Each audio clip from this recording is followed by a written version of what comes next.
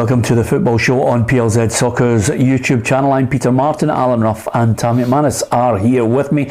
Delighted to have your company on this Friday, looking ahead to the weekend's football in the Scottish Premiership, the lower leagues in Scotland. We'll also cast an eye over the English Premier League as well this Saturday and Sunday.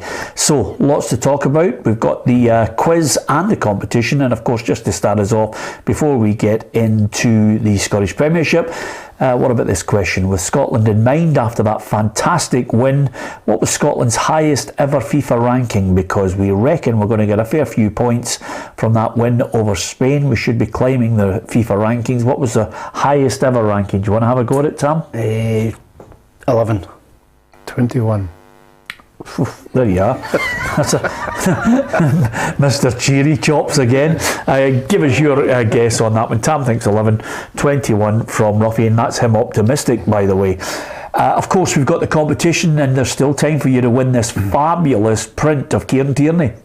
It's another fantastic competition from PLZ Soccer for your chance to win this signed print of Arsenal and Scotland fullback Kieran Tierney by artist Gio Thompson. You have to subscribe to PLZ Soccer's YouTube channel and put your answers in the comments section below to this simple question. What is Kieran Tierney's Arsenal squad number? So don't forget to subscribe to PLZ Soccer and put your answers in the comments section below. Good luck. Yeah, good luck with that. It's an absolute belter, and he's playing well for the country. Let's hope he gets a wee run for the club, although it looks as if he picked up a niggling injury. Yeah, last 10 minutes of the game, I think he was feeling his calf a wee bit.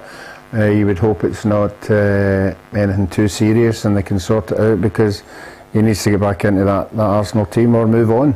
Yeah, absolutely. Okay, good luck with the competition. Lots to talk about. Of course, we had a competition winner last week from New Craig Hall. New Craig Hall, you know what that is, Ruffy, don't you? Well done to George McLean. We'll be delivering those 3 prints to you of Pat Stanton, and of course 2 of the Hibs Scottish Cup winning side as well. So over the weekend, as ever, it's a situation where Rangers have the opportunity to cut the gap to only 6 points before Celtic will be playing against Ross County at Dingwall. It's top 6 against bottom 6 this weekend, Tam, and of course suddenly desperation will kick in. Anybody who can take anything off the top 6, they'll be delighted. It could have a significant impact on the end of the season.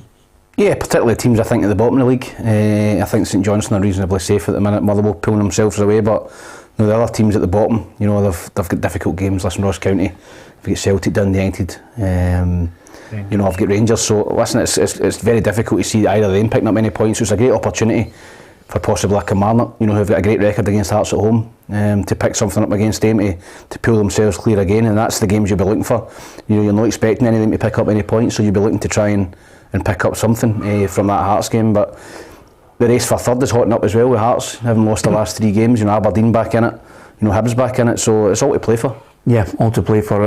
Thanks very much for every one of you for joining. Don't forget to hit that subscribe button. And I like Les, his point, Robbie, which I think is a very good point. He says, fantastic, fabulous, belter. Can we not have a rubbish prize sometimes in the competition? I think we can organise that, will we? Oh, most definitely. See if we can get a night out with Ruffy. Well, let's not go that low. Let's try and raise the bar a wee bit for Les and see if we can win some. A pair of my Skechers. Yeah, well. He's got them back on today. You got them back on. And they're bogging. You said you'd washed them. Yeah, he did, but he just didn't say when he'd washed them.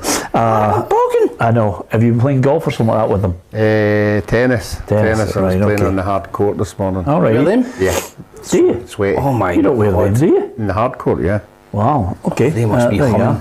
Absolutely, he never takes them off. He's got them on all the time, even at black tie events. Rangers against Dundee United. I think that the key issue here is Rangers will want to try and make sure, well, they're unbeaten at Ibrox this season, 12 wins, 2 draws in the 14 games, so I think all of us expect Rangers to be more than a match for Dundee United and get the points. Yeah, I think so. I think the Rangers supporters will go there, thinking it's an easy win, and I think it will be an easy win, but they will be looking over their shoulder the next day at the Celtic game, because if you're a supporter, you're still hoping there might be a wee slip-up, and I think the slip-ups are going to be away from home, so I can't see Rangers or Celtic slipping up at home at all. So it's hope more than anything that Ross County can do it against Celtic, but as far as the Dundee United game's concerned, it's one-way traffic for me. I know Jim Goodwin's talking about giving a sort of a morale-boosting Scotland talk to his team. Yeah. You know, he'd be as well going out and getting 4 or 5 of the Scotland players to play for his team, because that's the only way they're going to get something out of that game. Okay, so if you're a Dundee United fan, Ruffy's just baseball batted you right there and then. Let's find out what Michael Beale had to say. Adam Binney was out there at the Rangers training centre. I'm at the Rangers training centre this afternoon to speak to Michael Beale and Connor Goldson to preview the big match against Dundee United at Ibrox tomorrow afternoon. I'm speaking to Connor Goldson, who said that the league is far from over and there's still plenty to play for with a big month ahead for Rangers, and he was also able to give us a little interesting insight into what the goals are for this club under new boss Michael Beale. Yeah, of course it is, and to be fair, one of the main things that the manager said, which still sticks with me, when he come in on one of his first meetings, he said that if we don't win the league this season, then we're going to win the league from now, and that's all that we can do. And to be fair, we've done that on the run that we've been on since he's been here, and to be fair to them, we're still 9 points behind, so there's nothing really much more you can do. We have to concentrate on us, win games of football, and if it doesn't happen this season, then we know that it was our fault from the start of the season. And if it doesn't, then we still need to make sure, as I said, that we try and win the league from when the manager come in. It puts us on the right stepping stone for next season. Rangers manager Michael Beale is already looking ahead to next season, discussing some incomings and outgoings already, with the transfer window just 3 months away. He was also encouraged by the budget that he's been given to spend next season. No, there's no restrictions on budget. There is money to spend in the summer. It's a good amount, I think, for a Rangers manager compared to what I've seen in previous years. So I think I'm really, really positive about the summer. But at the moment, we're still playing in this season. There's things to play for. I appreciate that. That everyone wants us to communicate outwards which players we're signing, which players are going to be. It doesn't work like that. We've got to get this season played first, and 10 games is a fifth of a season still to play. We've got big games, as you've all just mentioned to me there. So being respectful to everyone and the players inside, you keep this thing in for a minute, but the work is a long way down the road. I get called regularly by different agents proposing players, but I'm a long way down the road with my thinking, and with Ross and the club, we're really aligned on the same page. And I suppose there's no need to go for one of us, because you're going for all of us, because we're all aligned. Okay, I think that's the news that Rangers fans wanted to hear, that he's got a budget that he's happy with, and they just hope he spends it wisely. Yeah, I think that's really encouraging news for any Rangers supporter, that they've got to have a healthy budget in the summer. I think they're going to have to spend it wisely. I think that Celtic are ahead of them at the minute. But if Rangers go and sign 3 or 4 real quality players, it gives them a shot in the arm, and it gets them maybe a bit closer to Celtic. So I think a lot of the talk was Rangers are going to have no money to spend in the summer, and they're struggling for money. But if you look at that interview there, it seems to be that he's very happy with his budget, so I think that's great news for the Rangers supporters. Yeah, I'm not quite sure where Connor Goldson was coming from there with I think he was just trying to emphasise that Michael Beale has come in, and apart from the blips against Celtic, they've really responded to him, and that is the key issue. He has managed to get every ounce out of them that Giovanni Van Bronckhorst would. I don't think he would have got it, because I watched that side against St Mirren all those months back, Ruffy, and they were poor. Yeah, but we've already discussed that Rangers and Celtic are so far ahead of all the other teams. I think all the other teams, apart from Hearts, have been disappointed this year. So they should be winning games, because they've got better players, and they are where they are. To get back to the signing, it's fantastic that there is a budget there, and he's happy with it. But it remains to be seen whether the people who protest at every home game are happy with the people who are dealing with that money. It'll be interesting if they let it go and let them get on with it, or they continue to put these banners up saying, right, you've got lots of money, but we don't trust you to bring in the right players. They need to sort that out. Yeah, well, I think that's the key issue for a number of people. Is it's fine having the money, it's spending it wisely, it's picking the right players, because they can't have another season like last season. And I'm not even talking about the results, Tam. I'm talking about players who were brought in who just didn't contribute. Yeah, I think if you're spending £2 and £3 million on a player, they've got to be in the team every week, and Rangers have signed a couple of them that haven't quite, cut the mustard at the minute. So is the pressure unbelievably, intensified on Michael Beale, because it's not as if he can buy squad players. He has to buy 4 or 5 that I think have to get into the first team and have to quickly gel so that they don't lose any pace with Celtic. Yeah, he can't sign squad fillers. He's got to sign players that are going to go straight into the team. He signed 2, in the window there, and I think he's got to sign another 3 or 4. As I said, I think the pressure's not only on him. I think the pressure's on Ross Wilson. I think the pressure's been building on him for the supporters, Stuart Roberts and the board. I think the pressure's on a lot of people this summer for Rangers to get it right, because Celtic look strong favourites this season to win everything in the country, and Rangers fans are not going to put up with that again next season. And Frank Green, who's just posted a message, Ruffy, I think Frank could be a journalist, because he certainly got the same tone as the way I think about things. I always treat every press conference with every manager with a pinch of salt and a certain amount of scepticism, because Frank says, let's be honest, he's not going to say we've got nothing to spend. But I'm not bothered about what the figure is. I'm looking and saying to myself, let's analyse the type of player that you've got to bring in. Yeah, that's the proof in the pudding. It's okay saying, yeah, I've got a budget, I'm happy with it. The Rangers supporters will be looking at the 2 boys they've brought in. I think they'll be relatively happy with them, and then they'll wait and see. It looks to that interview looked to me as if to keep the people on board that are in the background grumbling, about it. So he's let them know that he's got a budget, so that you would expect them maybe to back off a wee bit and let them deal with it, So, but that remains to be seen, because it's every home game now, and it is. I think he'll be getting annoyed about it. The players will be getting annoyed about it. So I think the supporters now should let them go on with it. There's a lot of big games to go and get right behind the team.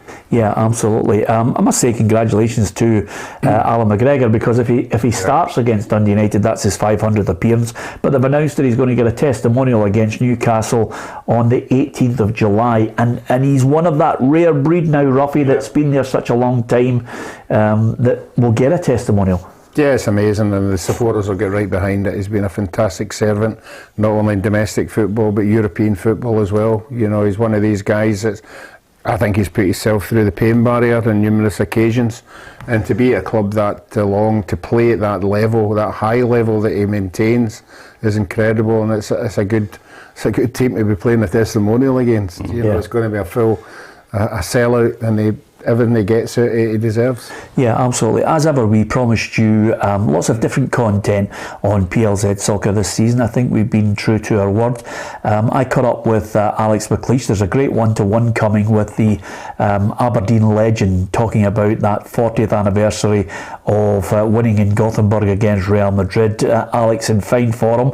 Of course, I managed to sit down with him and talk all things Rangers, and it's out at 5 o'clock tonight. A little one-to-one with Alex McLeish, talking about Mikel Arteta, of course, talking about Michael Beale and the need for the Rangers board to back the Rangers manager in the summer. Are you optimistic that he's got what it takes to build a team there? Because a lot of Rangers fans are hoping that he can get the backing.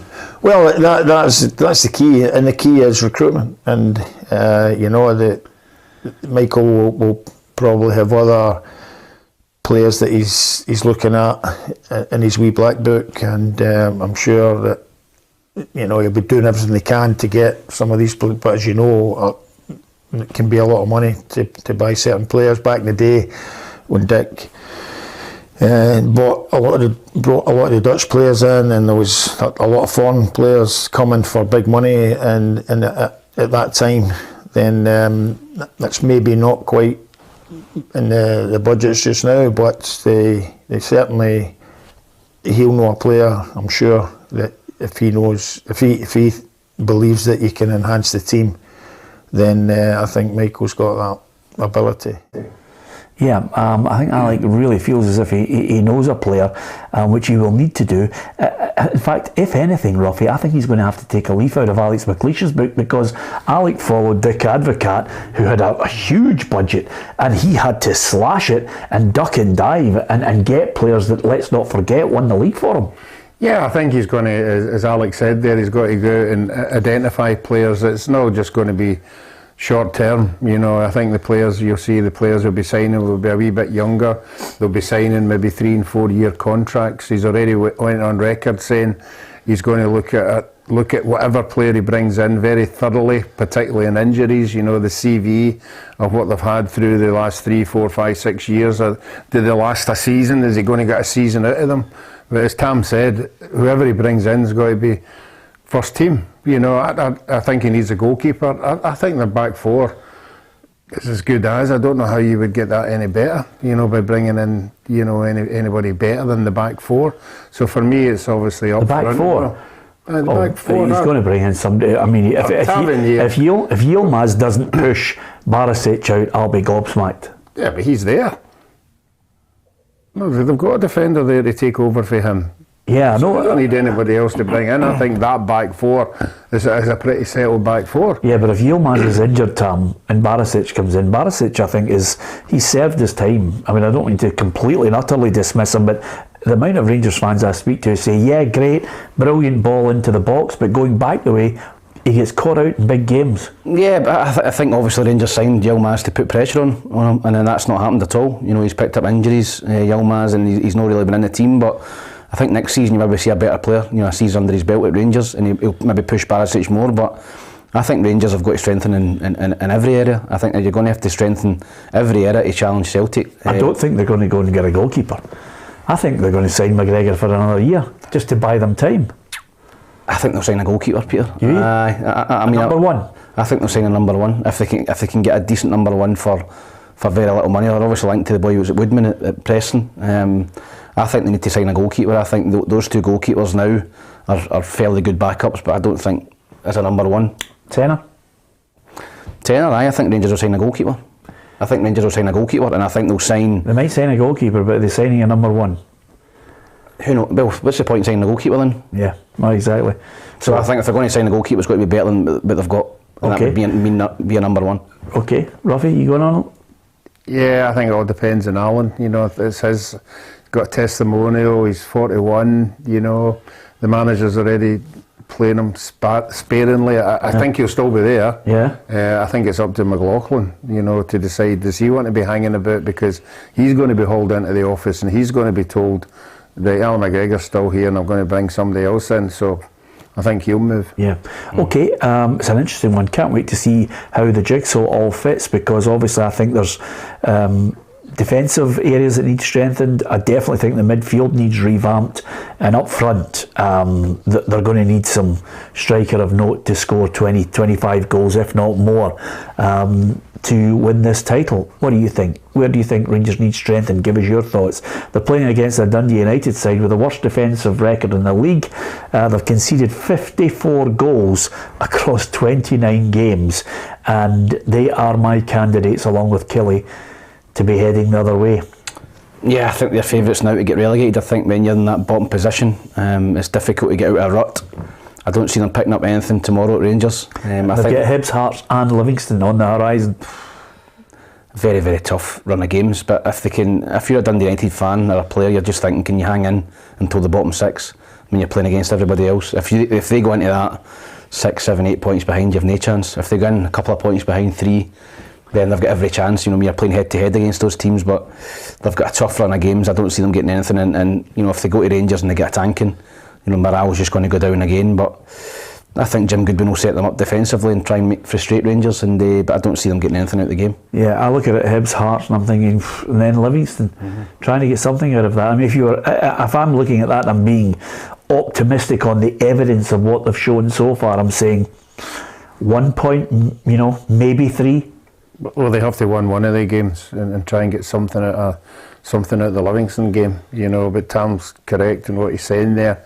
They can't go into that split 7 or 8 points adrift, you know, because the pressure will really hit, and then there's no evidence, excuse me, they're going to do it in Ibrox tomorrow. Yeah. I think Rangers, it'll be one-way traffic, and if they don't score early on, I think when they do score, you know, obviously Dundee United have got to do something about that, and that's when Rangers will capitalise, and I think they'll run out easy winners. Okay, I've got 2-0. What have you got? 3-1.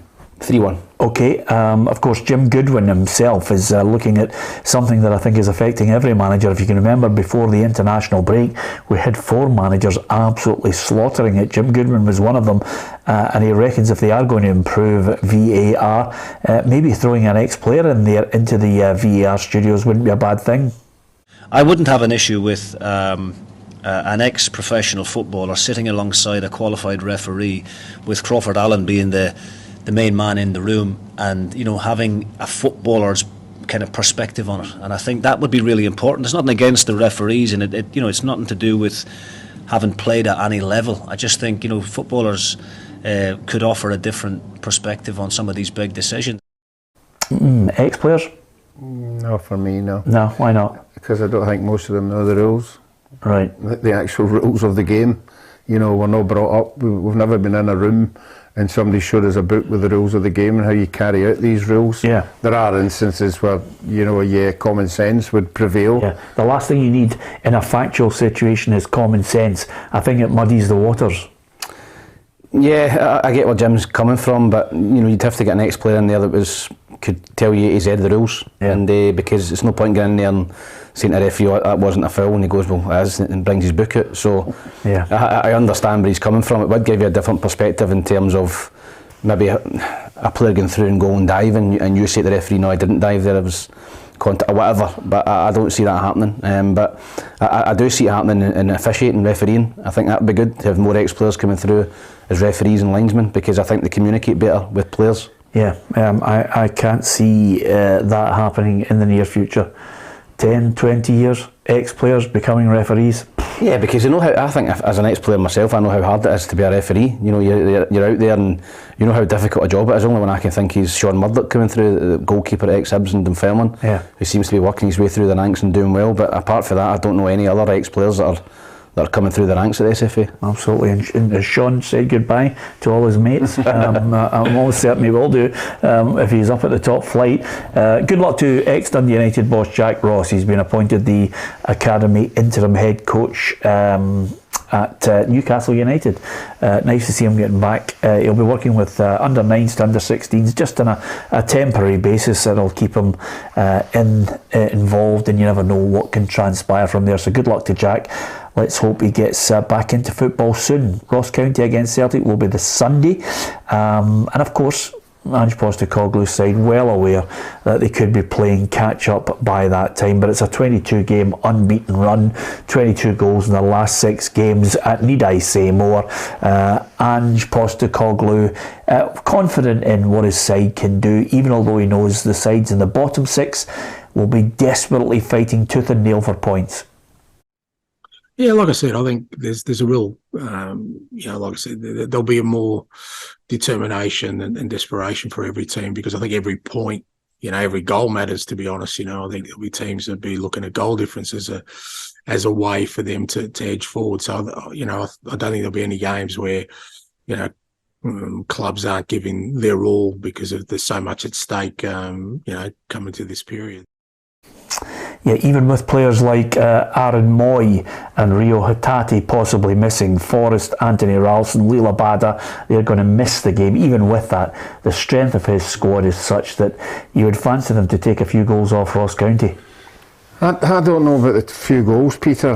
I think Ross County dig in up there when they come up against the big two. The big two eventually win the game. It depends how it pans out early on for me. If Ross County would have to try and get a goal, early on to sort of put a wee bit of anxiousness into the game. But you're right in what you're saying. Celtic have got far too much quality, particularly in the midfield and up front, to win games. I don't think Celtic will go up there and win 4-0. Well, I hope they don't, because I'm going to go 2-0 Celtic. Yeah, okay. Is this a comfortable 2-0 or a really hard-fought 2-0? It'll be hard-fought. I think you've got to fight for everything up there. I think it's a hard 2-0. Oh yeah, I think it'll be really hard. Well, Ruffy's saying that he thinks it doesn't want it to be 4-0, but I do, because I've went for 4-0 at Celtic. I think if Celtic get an early goal, the confidence they get for that, I think they run over the top of Ross County, and I'm going to go for 4-0. 1 win in 4. It could be any score. I think Celtic are too strong at the minute. The gap between them and even Hibs Hearts is massive, but for them to Ross Counties and Dundee Uniteds is astronomical, so I can only see 4. Yeah, I've got 3-0 on that one. Although I'm waiting to see when Malky's side are actually going to show some fight. 1 win in the last 4, and I'm thinking to myself, I still think he's got enough to get away from it, but we're still to see the evidence of it. What do you think? Who's your bottom 2? Is it going to be Kilmarnock, Ross County? Maybe Ross County, Dundee United? Permutations? Let me know. Incidentally, Ruffy, the SPFL have announced that there's no plans to change the fixtures on the weekend of the King's coronation, and it means that Celtic potentially, if it all goes the way it's going at the moment, Celtic could clinch the title on that day. So could be an interesting one. May 6th, first weekend of the split. People celebrating the King's coronation and the Celtic title win. Yeah. Could be some decent street parties. Well, I was going to say, Larkhall and Garngad, places to go. What happens do you celebrate with a Union Jack in one hand and a green, white and gold tricolour in the other? That's to put the bunting up in Carfin yesterday. Absolutely, there are just in fact the whole of Scotland could be having a party that day. Have you ever been to a street party, Ruffy? Yeah, I think I have. Yeah, a long time ago, but not a massive street party, because as you know, I just don't have any neighbours, so yeah, I think it was 4 years. Just 4 years. I think street parties were more common in the council estates. I can't remember having a street party myself. No, I can't. They don't do it in England. England got they embrace it. They love the big table out in the middle of the street, which is great. Celtic would have to win literally every game. Ross County, Rangers, Kilmarnock and Motherwell to set that whole thing up, which... Not beyond them. I was just about to say, you couldn't rule it out, could you? Give us your thoughts on that one. So it could be May 6th, we reckon, for the title, but of course I think this month is the big month, Ruffy, for Rangers and Celtic at the top end of the table, because I think when you get to April 30th, Rangers' season will be defined by the end of this month, which is, have you managed to give the confidence boost to the team with a win in the league against Celtic, and have you managed to defeat them in the semi-final of the Cup? Yeah, if I was Rangers, I'd be focusing on the semi-final. I think the semi-final, we know how well Celtic have been this year, but if Rangers win that semi-final, not guaranteed to win the final, but winning a final, the Scottish Cup possibly, it's the last game of the season, June, yeah. Will be something that supporters hang on to. It's the last. You can forget about everything that happened the rest of the season.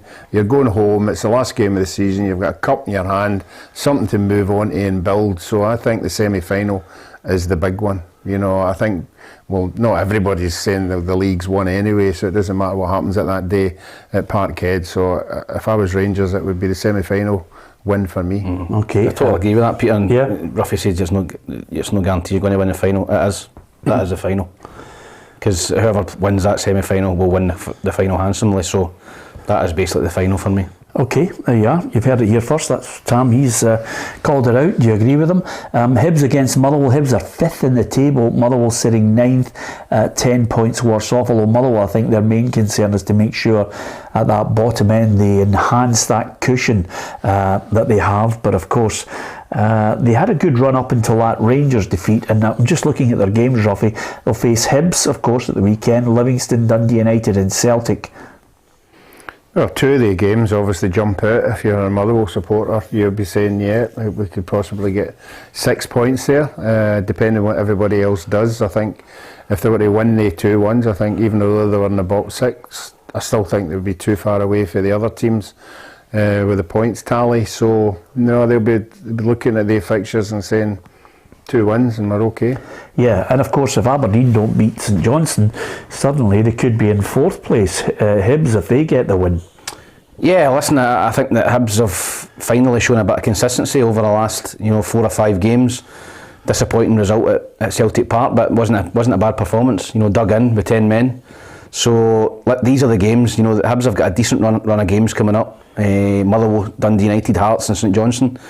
Particularly that Hearts game, if you can win the next 2, Motherwell, Dundee United, which Hibs are more than capable of doing, it sets up a real humdinger against Hearts at Easter Road. So No, I think if you're a Hibs fan, it's probably the most optimistic you've been all season, because Hearts have lost the last 3. You think to yourself, listen, we can really push for that 3rd place, but you've got to beat Motherwell at home. That is the games you have. If you're going to finish 3rd this season, you've got to take care of Motherwell at home. Yeah, and of course, the last thing we want to be talking about at the end of that game is VAR as well. But if Jim Goodwin's talking about VAR, then so is Lee Johnson. I think he is offering the ethos from every other manager, is they don't want to actually go into a battle with the referees about these things. I think they just want consistency of decisions. We want to help. Do you know what I mean? Nobody's trying to go to war with anybody. We actually come from a position where we want to help the Scottish game be as best as it can possibly be, and if we can add any influence or guidance or advice that helps, then great, and if not, then of course we just crack on. Yeah, communication's always the key, Tam, to this. I think we've gone through that really bad period that English football went through, and whether we can smooth it out in time for next season, I really hope so. Yeah, I think this season's been, it's been a bit of a disaster for VAR, let's be honest. It's not been great. There's been a lot of decisions that have left people scratching their head, but it was the exact same with England. The first season, which was around about the COVID period, you watch a lot of games, and again for them it was the same, but hopefully next season, you iron out your mistakes, as you said, in the summer. You learn from it, and next season it's a lot better, because we can't afford to have another season like this season for VAR, or else people will be screaming to get rid of it. Hibs 2, Motherwell 1, what have you got? I've went for 2-0 to Hibs. Ruffy? 2-0 Hibs. Okay then, St Mirren against Livingston. Livingston 6th in the table, Ruffy, just a point above St Mirren, who are in 5th place. What do you think? Yeah, well, I thought St Mirren had written off the rails a wee bit, and as have Livingston as well. Look at the job role with fans, a point between the two areas, there's nothing. Hold on, our producer's having an absolute nightmare. We can always tell when he's on, because things just happen, usually late, so... Am I waiting on Davey, or am I just... No, we'll just wait, hang fire, we'll not get David now. Okay. I actually myself there look at that, and Livingston 6, St Mirren just above them, so there's only a point between them, it's tight. It's a tight one, there's not much between the two teams. I've just given St Mirren the home advantage in this one, in the game. I think they still obviously want to be in that top 6, because we've already discussed, the money for the likes of St Mirren and Livingston being in that top 6 is massive when they talk about, the St Mirren manager's always talking about his budget, the Livingston manager's always talking about his budget, so if any of the two get into the top 6, that's a headache out the window. So, but I've just went for home advantage in this one, very narrowly, 2-1 St Mirren. Yeah, well, let's hear what Stephen Robinson has to say, because Kerry was out there to find out what the Saints manager had in his mind. At St Mirren this morning, Stephen Robinson is preparing his side for probably the most important game of their season yet. That's against Livingston this weekend in Paisley. Just a point separating the two sides at the minute, and the target in the next 4 weeks is to gather as many points as possible to secure a place in the top 6. In his own words, here's how the Buddies boss described the idea of the split. It's different. Yeah, it's certainly different. It's a difficult one, because you're in the bottom 6, you end up with more points than maybe somebody in the top 6, so it's a strange one, but it certainly makes the season exciting. In England at times, with the amount of teams involved, you can be sitting in 11th and 12th and the season's finished with 10 games to go, so here it's never finished. If you're in the bottom 6, you're still having a glance over your shoulder, and obviously top 6, you've got a chance of aiming for Europe. So yeah, it certainly adds a bit of excitement, and I think it's good for fans as well. And after Scotland's produced 2 fantastic results in the European qualifiers, Robinson is hopeful that the fortune can transfer over into the domestic season as well. Yeah, it was superb. Credit to Steve Clark and John Carver as well. I worked with John was my coach at Luton, so delighted for both of them. Fantastic for Scottish football. I know every word is Flora Scotland now, so the missus has made me learn it, so we have to stand up and sing it in the house as well. So it's brilliant, great result, fantastic result, and hopefully it can give momentum for the Scotland national side, and also for the game here as well. Well, fair play to Stephen Robinson's wife if she's forcing him to stand up for the national anthem for Scotland. But he did mention there, Ruffy, and I don't know about you, but of course we'd want a bigger league, but with 12 teams in the league, you've got Livingston on 39 points in 6th position, you've got St Mirren on 38. That little point gap is what makes this whole thing exciting about bottom 6, top 6, the split. It works. Yeah, it does. I think that everybody's got something to play for. I think if it wasn't that case, but even at the playoffs at the bottom, then a lot of teams' seasons finished in February and March. You have nothing to play for, and fans don't want to see that. They don't want to turn up and see their team going through the motions. So every team in the league's got something to play for, which is great. I'm going to sit in the fence in this game. I think this is a nailed-on draw. I can't separate them. Only 1 point separates them in the league, and I don't think anything will separate them tomorrow, so I've went for one each. Yeah, Ruffy, what about you? I'm going 2-0. Sorry, 2-1 St Mirren. 2-1 to St Mirren. Okay, I've got St Mirren 1, Livingston 2, if only for the fact that, I don't know, I just think it's so tight. I've just decided top for Livingston. David Martindale reckons that there's nothing between the two teams. Look at the job role with that. There's a point between the two areas. There's nothing between the two teams. And they were very fortunate to pick points up at home. The last time against us, we were a wee bit unfortunate not to get anything from the game. We probably should have won the game in terms of they were at 10 men, we had a penalty, we don't score and it was one each, and then they got the bar and scored the last kick of the ball. And then at home here it was a draw. And I think ever since we've been come, even in the Championship with Jack, I don't think there's much between the two clubs at all. Yep, okay, give us your thoughts on that one. Who's going to win it? St Johnstone against Aberdeen. Aberdeen sitting fourth, 4 points behind Hearts. They've got them in their sights. Barry Robson's the manager. He's brought in Liam Fox as well. So he's got his own team to the end of the season to try and prove that he's the man for the job long term. Yep, and I think if Barry finishes third this season, then I think he'll get the job long term. I don't think that the board at Aberdeen could afford not to give him the job, so that's an interesting one as well, bringing Liam Fox in, so obviously he's got a cunning plan. Hey, it's been a while, and I've missed them. They're really rank rotten, but I've missed them, Ruffy, have you? Well, you got it. Yep. You got it. I got it. Yep. It's St Johnstone, then they've got Kilmarnock, then they've got Ross County, then they've got Rangers. I think if Barry Robson, I think he's got a great chance to really post the message that he's the man. With those 4 games, obviously the one against Rangers is going to be tough at the end of the 4. Yeah, well, it gives the board something to think about. Obviously they've got a decision to make. They've already interviewed a couple, and they know exactly where that couple are coming from. Are Aberdeen going to finish 3rd or 4th? 4th for me. 5th. 5th? Yep. Right, you think Hibs are going to go past I think Hibs will finish 4th and I think Hearts will finish 3rd. Right, Would you give him the job if he finishes 5th? No, he's got to get top 4. Yeah, 4 or 3? Top 4. I think 4th in the European spot as well. Yeah. I think if he gets him 4th, listen, look where they were before they took over. Yeah. Hibs and Hearts both pumped him, rattled him, and then Darvel pumped him and all. So I think if he gets him into top 4, he's done great. Yep. Okay. Interesting one. I think Hearts will finish 3rd. Why do you think the media usually find out who the other 2 people are? Yeah. That were interviewed. They're very, very quiet. I've not seen it been leaked out there or somebody saying something who they were or anything. Well, I think it is fair play to Aberdeen, because it's one of those ones where Dave Cormack could just suddenly, what they do is they just fly down to a hotel in London, somewhere where nobody's going to see them. Sometimes you can do it by a Zoom call as well. So keep it tight. Alan Burrows was involved in the whole process, and Willie Gardner, I think, was also involved in it, and they have this committee. And I think if they stay tight-lipped about it all, keep it in-house. Barry Robson, I don't think was a consideration until such times as they thought to themselves, well, listen, 1,485. we've boxed ourselves in here. We're going to have to let him go for it, because he's actually in a short period of time managed to get something out of a side that were just poor. You never know what you were getting with Aberdeen. Yeah, but I think Aberdeen, I think they were underachieving under Jim Goodwin. I think they've got good players. I think they had 2 or 3 away in international duty. They've got some talented players at Aberdeen. They've got a good squad, and they were heavily underachieving. Those results against Hibs and Hearts and Darvel. So I think now Barry's getting the best out of that squad, and they're looking a lot stronger. And I would fancy them. I actually fancy them strongly. I think they'll beat St Johnstone. I've went for 3-1 to Aberdeen. Yeah, 3-1. Yep. What about yourself, Ruffy? No, I'm sitting on the fence in this one. I think St Johnstone have still got something to offer against teams like Aberdeen, particularly at home.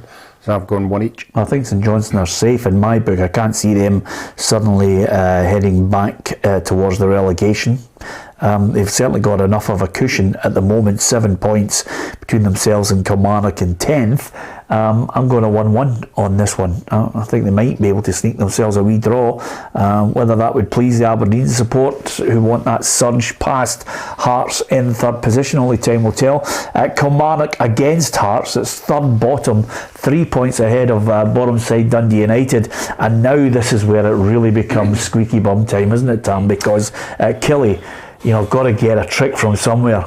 Yep, they have, but if you're a Kilmarnock fan, you're thinking to yourself, well, your two nearest rivals are playing the Old Firm, and you've got a game against Hearts who've lost 3 in a row. I think Kilmarnock this season, I think they drew. I think the Hearts scored the last minute equaliser down there in Kilmarnock early in the season. Last 5 at home, I think Kilmarnock have won 3 of them. So they've got a great record at home against Hearts, and this is a game where Hearts will Kilmarnock will be looking to pick up points. I think they'll get 1. Yeah. I don't think they'll get beat. I fancy them to get a point. I think that's a difficult place to go, Kilmarnock. I think Derek McInnes will have them really, really fired up for the game. Hearts have not been in great form, so I'm going to go for 1 each. It's strange, Ruffy, when you say it like that, everybody thinks, Hearts are in a slump.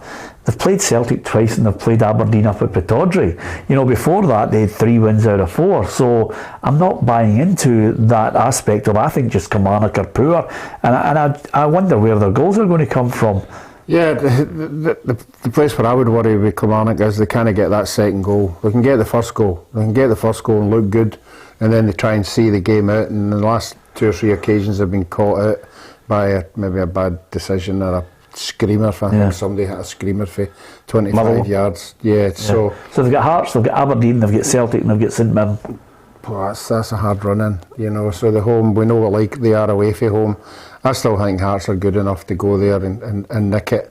And I went 2-1, I think. Hearts. Yeah, what have you gone for this one, Tam? Okay, I've got Hearts to win 2-1. So it'll be interesting to see if Hearts can actually hold on to that. The SPFL announced the post-split fixture list. Obviously there are still things to be decided, but the post-split games will take place on May 6th and 7th, then 13th and 14th, then 20th and 21st, and then 23rd and 24th, and then the final games 27th and 28th, roughly, and then we'll know where everything is. I mean, obviously, as we mentioned before, right after the split, May 6th Celtic could win the title, but by the time we get to May 28th, a lot of people are absolutely going to be clued up on where they are and what they're facing in the playoff matches. Yeah, I think there'll be a lot of nervous games between now and then, particularly as it gets to the end. It'll get even more because nobody wants to drop out of that division. There'll a lot of teams will be in a wee comfort zone, but certainly the ones down the bottom, dropping out of that division is an unbelievable financial mistake. Yeah, okay. Have we changed our mind on who's going down? No. Are we sticking with it? I'm still Killie and Ross County. Yep. I'm going Killie and Dundee United. I think Dundee United will go down and Killie will be in the playoff. Yeah, okay. Possibly against Ayr United. Okay, interesting stuff. Are both against Ayr United tonight, Ruffy? Yeah. Ayr United need to win this one. Yeah, and both have been sort of doing the Dick Campbell, escape artist route. That was a good result they got against Queen's Park. It's always tough to go up there. The conditions, it's usually blowing a gale, but Ayr United are no bother that. Even in summer? Yeah, blowing a gale. It's not a park I've actually visited. It's that a lovely much. park. I think I've been there once in about 20 years. I've played a couple of times there. It's always I've been windy. up there. It's wide open. When the waves have been hitting the back stand and coming right over onto the park. Yeah. And as a keeper, have you kicked the ball out and it's come back at you? No, I've not done that, but maybe Jamie Snedden did it. And do you know the rule on that? Go on. It's an indirect free kick if the goalkeeper catches it. Is that right? Yeah. The other team if he kicks it out off and it blows up and he catches it again, it's an indirect free kick to the opposition. There you are. There's a shout, Tam. Talking about ex-players being in the VAR. Get Ruffy in. Ruffy, to get you in. Get yourself more coin. It's probably a direct free kick. It's not indirect. Ruffy, can you imagine you in VAR sitting in there going, he didn't mean it. Don't send him off. For me, he only broke his leg. For me, if you're upstairs in the VAR room, it's common sense. You're getting a chance to see it. No, it's rule book. How many times do you get a chance to see it? There's no common sense in it now, Ruffy. See anybody that shows common sense, they're getting ripped. No, I think you've got to respect that the referee has only got one vision on the part. I see all the managers, all the Premier League clubs. I'd let them go and referee a football game. and see how hard it is to make the decision. See, what's happened if a guy comes sliding and he's done the tackle, you don't get a chance to see that again. I know, but they're getting help now, so they should be getting it right. Well, that's what I'm saying. If you're seeing it 4 or 5 times, how if you know the rules, you don't have to be rocket science to come to a decision, surely. Well, with all due respect, Ruffy, that's why we've been arguing for the last 6 months. But it's because handball. Nobody can come to the decision. That handball needs to get changed. Yeah. The hand definitely needs to get changed. After that, offside's a decision, whether it's a rash challenge or whatever. I'm sure we all common sense should prevail. But the handball one is so inconsistent. I don't even think the referees know when to give one and when not to. Yeah, okay. Will it all calm down? Who knows? Will we stop, as somebody mentioned, the conspiracy theories? I'm not so sure. I think that will go on non-stop. Okay, enjoy your football over the weekend. Hopefully you're going to a game. You're going to support Scottish football. We are a nation full of maddies who love the game. We love going to it. I think it's the whole experience of that whole day. It's changed slightly because kick-off times are all over the place, but you still love the buzz of going to the match. Certainly I'm going to enjoy the weekend on Saturday. Tam and I will be here in the studio from 4 o'clock. Our reporters will be out at all the matches, bringing us right up to date with what's happening, half-time and full-time, and we'll get the managers and the players' reaction as well. So hopefully you can get involved with us. We'd love for you to join us 4 o'clock till 6 on PLZ Soccer's YouTube channel. Let's not forget, Tam and Ruffy are on 9 o'clock tomorrow morning with Kerry for the preview of the Premiership matches. So, Scotland, it's been a great week, fantastic. I think that's been the story of this week, is that brilliant result, and it moves us up to 35th in the world rankings, Ruffy. Good going. We're going up in the right direction. And we're going up at the right time, because obviously we know how important it is in these standings once the draws come out for World Cups and European. If you're in that third pot, you're going to get usually a couple of good ones above you, but if you can get into that second pot, it'd be absolutely fantastic. It would make it a lot easier for the team to qualify for the big tournaments. Yeah, Scotland's next opponents in the qualifiers will be ranked 44th. I'm talking, of course, about Norway. So I think it's good going by Steve Clarke. They were 44th when he took over, dropped to 53rd that same year before heading up the way. So fingers crossed. You said their best ever ranking was 12th. 11th is what you said at the start of the programme. Yeah. What about you, Ruffy? 21, I said. 21. It's best ever 13th in September 2007, with the lowest ranking being 88th in 2005. Was that the Bertie vote years? I wouldn't be surprised if it wasn't. It was after Bertie. Yeah. It was after Bertie, I Bertie was early 2000s. Yeah, I'll need to check that. 2005's maybe Craig Burley. Yeah. Not Craig Burley. Craig Levine. Craig Levine? Yeah, George Burley. George Burley, sorry. Yeah, okay, I'm going to check that, by the way, because Ruffy, there was bleak times when I was actually gutted. I never got a call up for a cap myself at that point, because he was handing them out like sweeties. Yeah, the one game that always sticks out in my mind, I don't know when it was, Liechtenstein at Hampden. Yeah. 9 minutes into extra time. We got a winner. Stephen McManus. Yeah, I do remember that. I'm just looking here at the managers, Ruffy, just to see who was in charge. 2000. Oh, you're right, Tam. 2002 to 2004 was Bertie Votes. Tommy Burns came in as interim.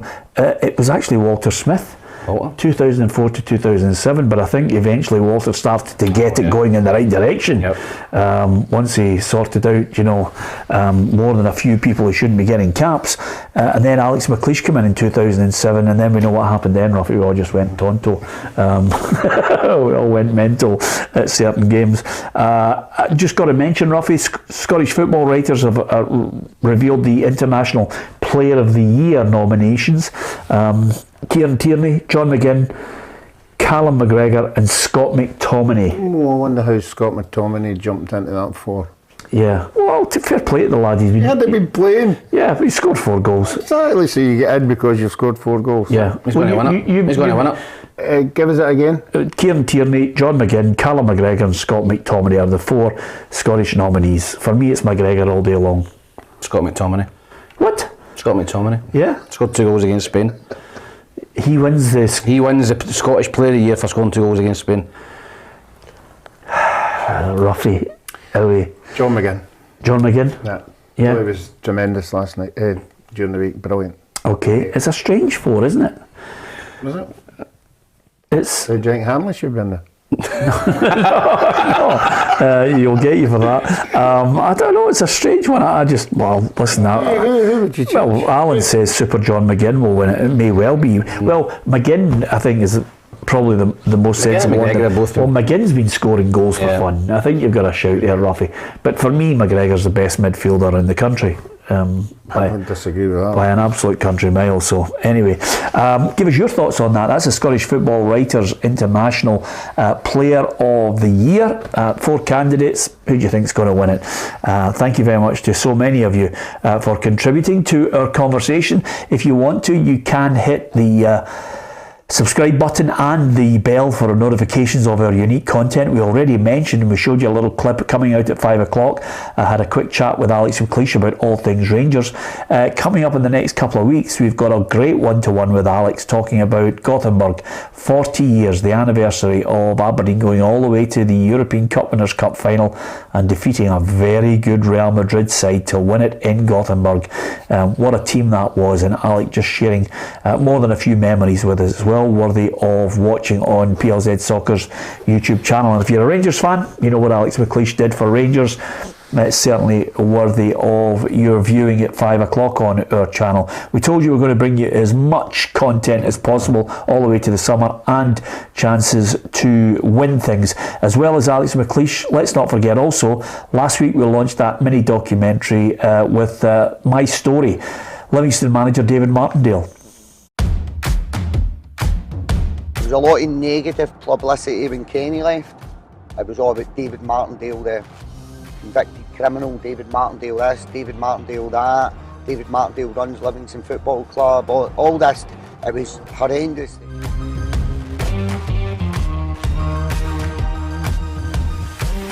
Well done, well done. That wee pattern, we're sucking the wing back in, we're pulling the wing back in, we're getting the ball played with a vertical pass. I think the shelf life of a manager now, I think it's becoming idiotic, if I'm honest. I think the way football's going at some clubs, it's becoming a little bit embarrassing. You've got to have that discipline in your life. You've got to be willing to come into your work every day and work extremely hard. Every day is a day to get better. It's all the old cliches, but they're so true in football.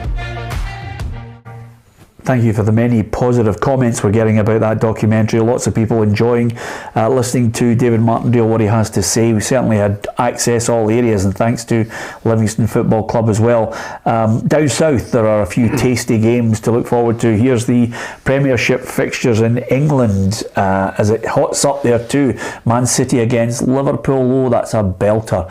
Arsenal against Leeds United, Bournemouth against Fulham, Brighton take on Brentford, Crystal Palace, Leicester, Nottingham Forest against Wolves. It's Chelsea against Aston Villa, and the other two matches, West Ham Southampton, which some people are talking about on the Sunday as could be a game where David Moyes could be hanging on to his job if they don't win it. Newcastle United against Manchester United, and Everton Tottenham is there as well. So it's going to be incredible if Arsenal could win this title. Do you know what the tickets are going for the final day of the season right now? Final game of the season. Some of them are selling second hand at the moment for 53 grand a ticket. That's outrageous, isn't it?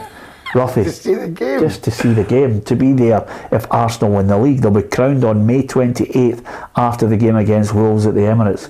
If they can win it. 53 grand for a ticket. What happens if you jump in early and get a 53 grand ticket and the last game isn't a decider? Eh? What do you do with your ticket? Well, you're there for the title and them handing over the trophy, so people are desperate. Just out of curiosity, if you've got that ticket for Arsenal against Wolves and somebody phones you up and says, I'll offer you 53 grand for it, would you sell it? Yeah. Yeah.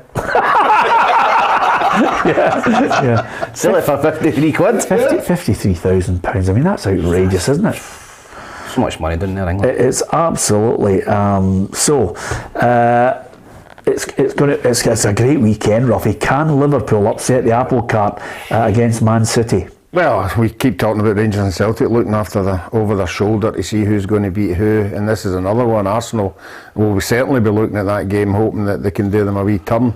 But again, it's all about Man City. You know, they've got a few players injured. They have got a home advantage.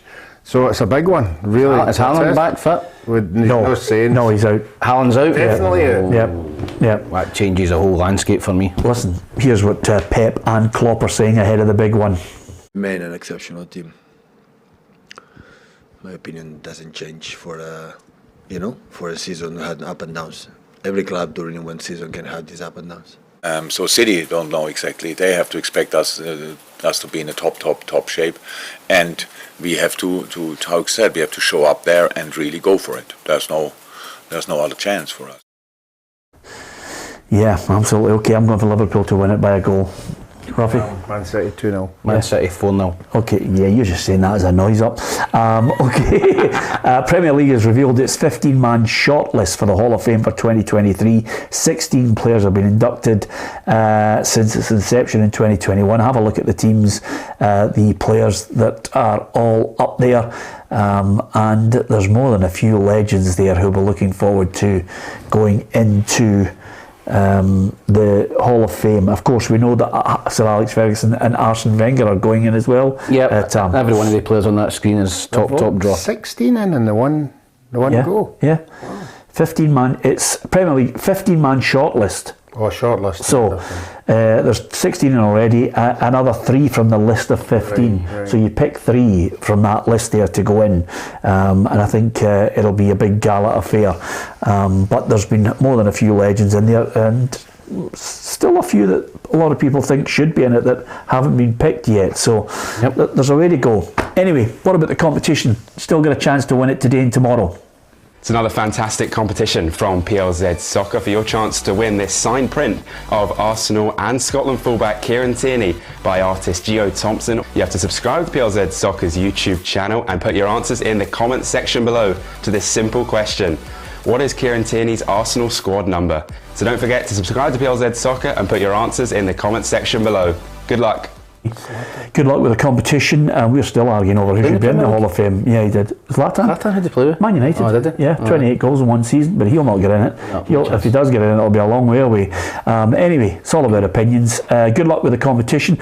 Kerry will be here at 9 o'clock in the morning with a preview of the Premiership fixtures, and then Tam and I will be bringing you half-time, full-time with our reporters at the games. Hopefully you can join us for that. And don't forget, hit the subscribe button, hit the bell for all the notifications. And from Tam, Ruffy and myself, Peter Martin, have a great weekend. Thanks for watching.